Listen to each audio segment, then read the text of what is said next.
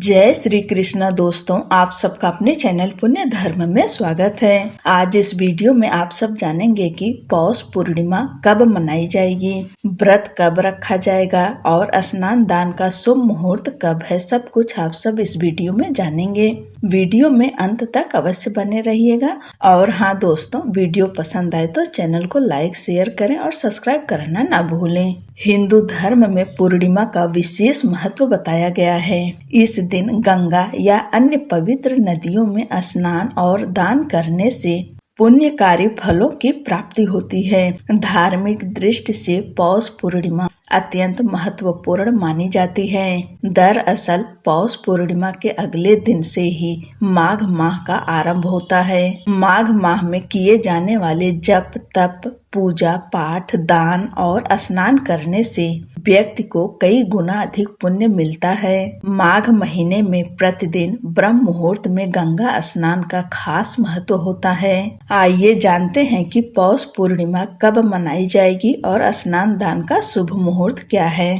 पंचांग के अनुसार पौष पूर्णिमा तिथि प्रारंभ होगी 2 जनवरी 2026 को शाम 6:53 पर और वहीं पूर्णिमा तिथि समाप्त होगी 3 जनवरी को दोपहर 3:32 पर।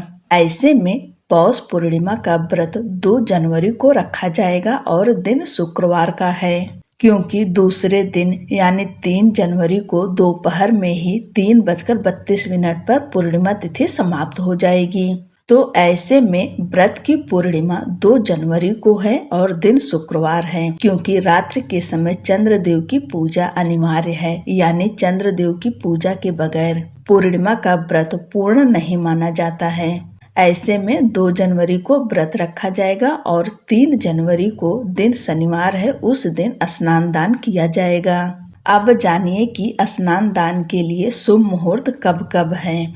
यानी 3 जनवरी को ब्रह्म मुहूर्त है सुबह 5:25 से लेकर सुबह 6:20 तक। इस शुभ समय में आप गंगा स्नान दान कर सकते हैं। अगर आप गंगा स्नान नहीं कर सकते हैं तो अपने घर में नहाने के पानी में गंगा जल मिलाकर स्नान अवश्य करें। इसके बाद दान निकाल लें। अगर इस समय ना कर पाए तो कोई बात नहीं, दूसरा शुभ मुहूर्त है अभिजीत मुहूर्त। अभिजीत मुहूर्त दोपहर 12:05 से लेकर दोपहर 12:46 तक। इस समय में भी आप स्नान दान कर सकते हैं। यह दोनों मुहूर्त ही स्नान दान के लिए बहुत ही उत्तम है। अगर आप सत्यनारायण भगवान की कथा सुनते हैं तो आप 3 जनवरी को ही सत्यनारायण भगवान की कथा सुन सकते हैं। यानी आप चाहे ब्राह्मण को बुलाकर या खुद से ही सत्यनारायण भगवान की कथा पढ़ सकते हैं या सुन सकते हैं। और आज के दिन भगवान विष्णु और माता लक्ष्मी की पूजा संयुक्त रूप से करनी चाहिए और लक्ष्मी माता के मंत्रों का जप करना चाहिए, श्री सूक्तम का पाठ करना चाहिए और आप चाहें कनक धारा स्तोत्र का भी पाठ कर सकते हैं। और आज के दिन अपने घर में खीर बनाएं और खीर को ठंडा करके माँ लक्ष्मी को भोग स्वरूप अर्पित करें। और इस दिन दान करना बहुत ही शुभ होता है। पौष पूर्णिमा है और दिन शनिवार का है। सर्दी का समय चली रहा है।